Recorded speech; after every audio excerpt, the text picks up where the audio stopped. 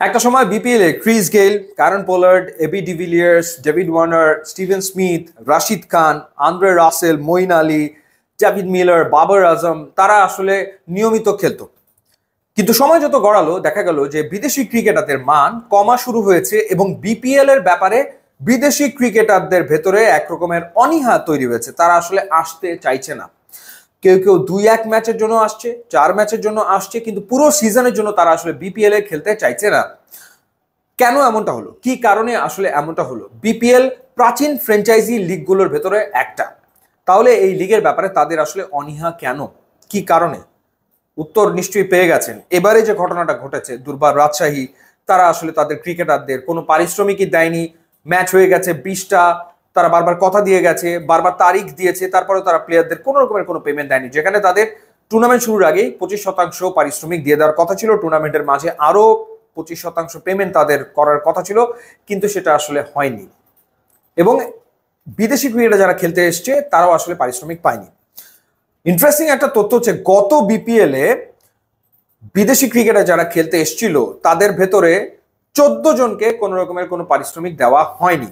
বর্তমান বোর্ড যারা দায়িত্ব গ্রহণ করেছেন, তারা দায়িত্ব গ্রহণ করার পর উদ্যোগ নিয়েছেন সেই 14 জনের পারিশ্রমিক পরিশোধ করার, এবং এখন পর্যন্ত 10 জনের পারিশ্রমিক পরিশোধ করা হয়েছে। গত সিজনে যাদের বকেয়া ছিল, এখনো 4 জন বিদেশি ক্রিকেটার রয়েছেন যাদের পারিশ্রমিক দেওয়া হয়নি।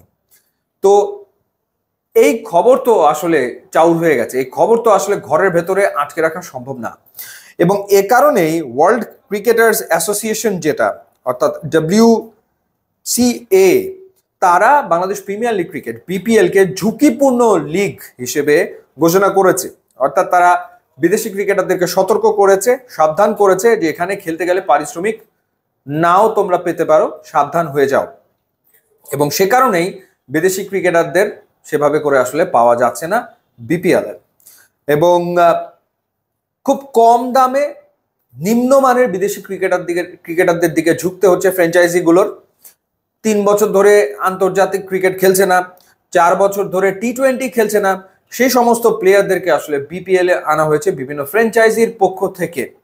কারণ একটাই, কম টাকায় তাদের পাওয়া গেছে, খুবই খুবই খুবই কম টাকায় তাদের আসলে পাওয়া গেছে।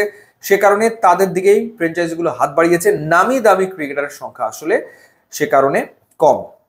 তো বাস্তবতা হচ্ছে, যদি বিপিএল এর মান সত্যিকার অর্থে বাড়াতে হয় তাহলে একেবারে টপ লেভেলের ভালো মানের বিদেশি ক্রিকেটারের প্রয়োজন পড়বে, এবং পারিশ্রমিকের বিষয়টাতে কোনো রকমের কোনো সংশয়, দ্বিধা, দ্বন্দ্ব রাখা চলবে না। কারণ পৃথিবীতে এখন এত ফ্র্যাঞ্চাইজি ক্রিকেট হয়, আপনি যদি কাউকে ঠিকমতো পারিশ্রমিক না দেন তাহলে সে অন্য অপশন বেছে নেবে, সে অন্য একটা লিগে চলে যাবে। এসে সাউথ আফ্রিকান টি-20 ফ্র্যাঞ্চাইজি টুর্নামেন্ট চলছে, বা দুবাইয়ে ফ্র্যাঞ্চাইজি টুর্নামেন্ট চলছে, একই সময় বিপিএল চলছে। সো ক্রিকেটাররা তারা যেখানে পেমেন্ট ভালো পাবে সেখানে চলে যাবে, এটাই বাস্তবতা। তাহলে বিপিএল এর মান কোনোদিনই আসলে বাড়বে না, এবং দেখা যাবে যে বিপিএল কে আমরা যেভাবে করে চিন্তা করতে চাই, যেখানে দেখতে চাই, সেখানে এই টুর্নামেন্ট কোনোদিনই আসলে পৌঁছতে পারবে না।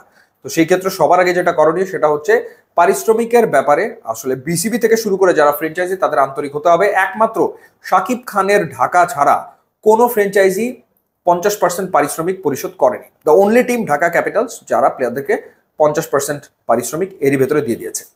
তো এটাই হলো বাস্তবতা। ইউটিউব, ইনস্টাগ্রাম লিঙ্ক দেওয়া আছে, আপনারা যোগ দিলে খুবই খুশি হবেন। Thanks for watching.